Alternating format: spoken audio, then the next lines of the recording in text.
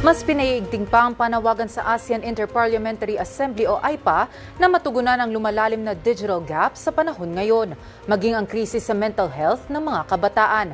Isang hakbang ito nila para ihanda ang susunod na henerasyon ng mga kabataang lider ng rehiyon. Ang detalye hahatid ni Kate Renya. Sa pagbubukas ng ikatlong pulong ng mga young parliamentarians ng ASEAN Interparliamentary Assembly o AIPA, hinimok ng ilang pinuno sa Kamara ang mga batang mambabatas sa Timog Silangang Asya na isabuhay ang pagkakaisa sa pamamagitan ng konkretong batas at aksyon. Binigyang diin ni Pangasinan 3rd District Representative at Deputy Speaker Maria Rachel Arenas na hindi sapat ang mga pahayag lamang. Anya, dapat maglatag ng mga panukalang batas at maghatid ng mga resultang mararamdaman ng mamamayan. Pahayag rin ni Arenas nakasalalay sa mga desisyon ng bagong henerasyon ng mga lider ang kinabukasan ng ASEAN. Iginiit niya na ang kabataan ay may malinaw na pag-unawa sa mga isyu sa kanilang mga komunidad at may kakayahang magtulak ng makabuluhang reforma sa rehiyon. Let this meeting produce more than statements. Let it produce partnerships. Let it produce legislative action. Let it produce the kind of leadership our peoples deserve. Never allow anyone to tell you that youth is inexperience to be tolerated.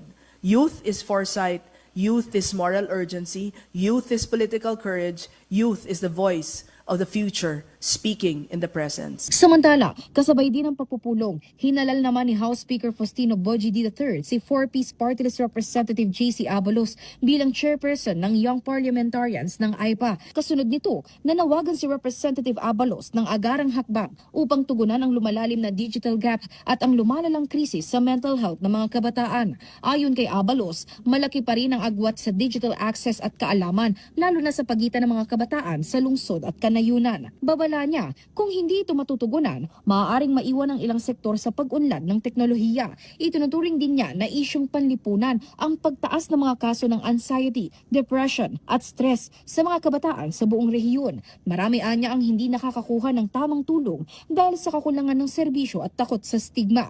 Dahil dito, hinimok ni Abalos ang mga kapwa mambabatas na siguraduhing tumutugon ang mga batas, pondo at mga institusyon sa tunay na kalagayan ng kabataan. Para sa totoong balita sa Bagong Pilipinas, Kate Renya, Congress News.